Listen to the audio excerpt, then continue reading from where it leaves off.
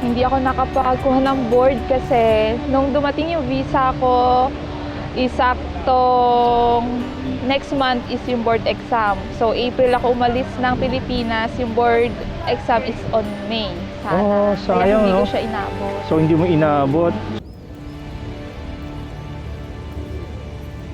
Magandang araw.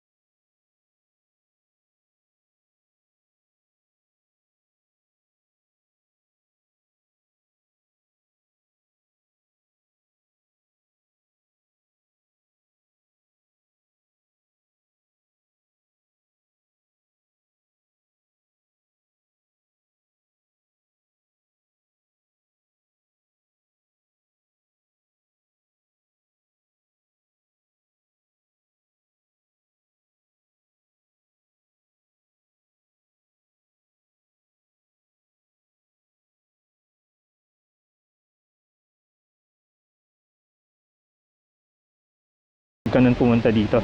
Anyway, so habang nasa Paris ka, may mga kasama ka ba doon, mga kababayan natin na nakilala mo o nakasama mo?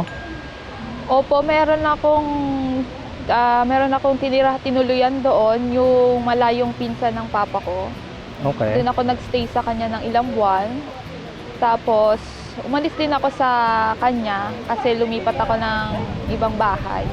Anong mga experiences mo sa Paris, sa France, while you were working there?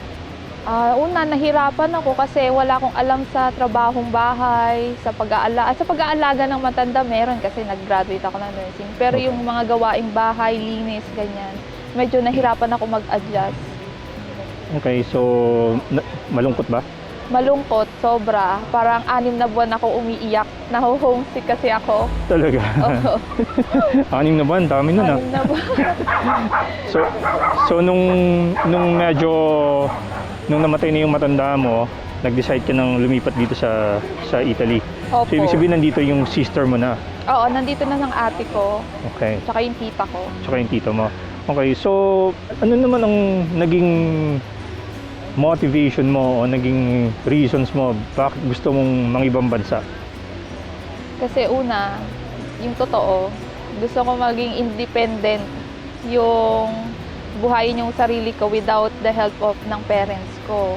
So, Okay. kaya nagsabi ako sa magulang ko na gusto kong pumunta ng ibang bansa. Okay, so kailan ka dumating exactly dito sa Milano? Dumating ako dito sa Milan is September. First week ng September 2014. 2014. So more or less nasa 8 years ka na. Almost 9 years na. Oh, 9 years. Kailan ka nagkaroon ng legal na document? Last year lang ako nagkaroon ng legal document dito. Nakuha ko yung permeso di soggiorno ko last November. Talagang tinatawag nilang Nero. Ibig sabihin, yung wala kang legal na dokumentong hawak. Oo, Tama ba? Tama. Okay. So, yung mga panahon yun, anong mga naging trabaho mo? Marami na ako naging trabaho. Naranasan ko na maging babysitter, nagbantay ng matanda, tagalinis ng mga opisina, ganun. Oh, dami na rin, ha? Bahay, syempre, Oo. number 1. Nagtrabaho ko muna bilang babysitter ng ilang taon, ilang buwan. Una, nagtrabaho muna ako sa bahay, tagalinis ng bahay. Okay. Bago ko naging babysitter, Più Avanti. Okay. So, ibig sabihin, ano yun, mga part-time jobs, kumbaga? Puro part-time jobs lang ako. Okay. So, hanggang ngayon, part-time jobs Oo, ang hanggang ngayon ginagawa mo? part-time job ako ngayon. So, ang tawag natin doon part-timer. Oo, part-time. So, Sakto, part-timer. part-time. Oo, part-timer. Sa isang araw, ilan ang trabaho mo? Ngayon, kasalukuyan. Depende sa araw. Pag Lunes, 2 amo ko. Pag Tuesday hanggang Friday, nagiging 3 na sa isang araw. Sa isang araw, Oo. ilang oras kada isang amo? Minsan 3 hours, 4 hours, ganun.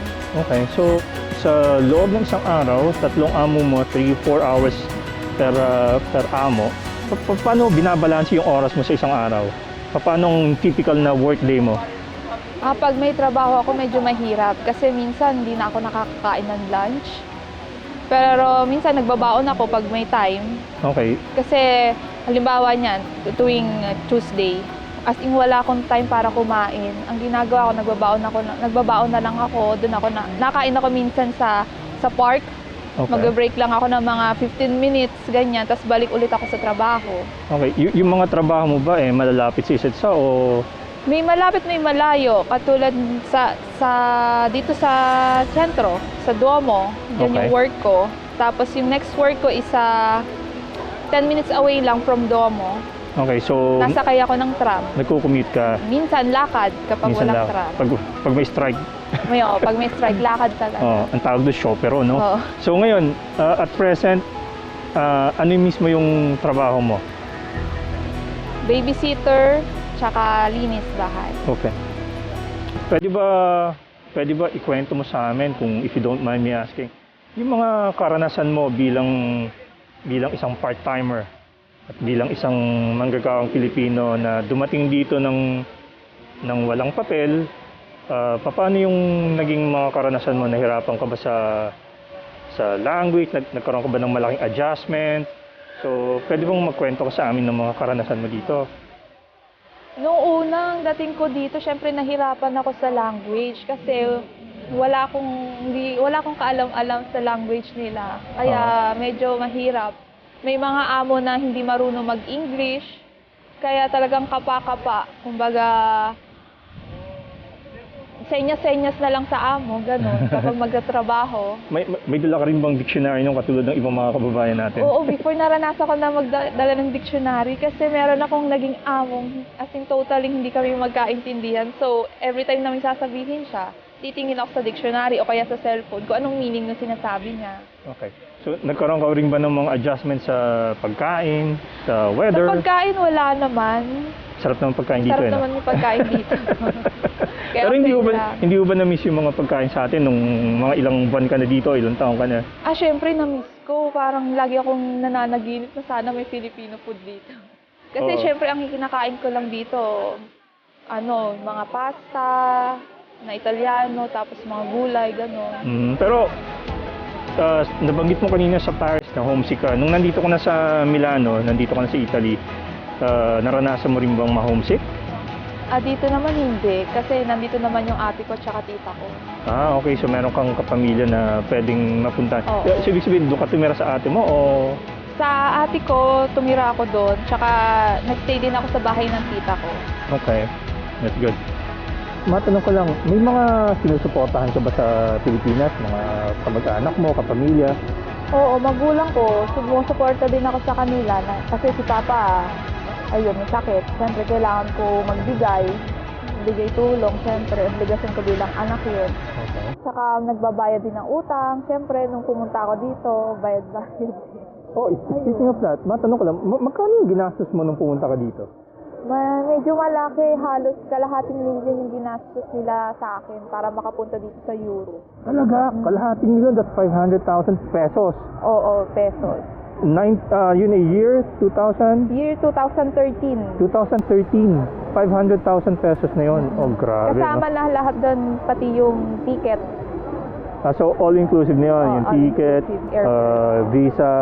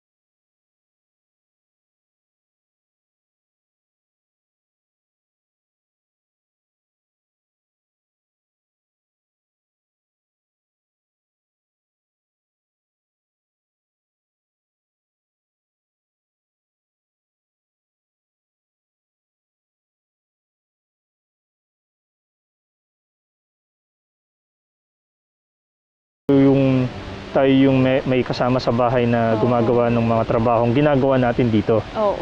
Di ba? Anong naramdaman mo ng mga pagkakataon na yun? Kasi parang feeling ko ako si Cinderella. Talaga? Kulang na lang Prince Charming, no? Talaga? That's good. Kasi dito ko lang naranasan maging ganito pala yung feeling na bilang maging katulong.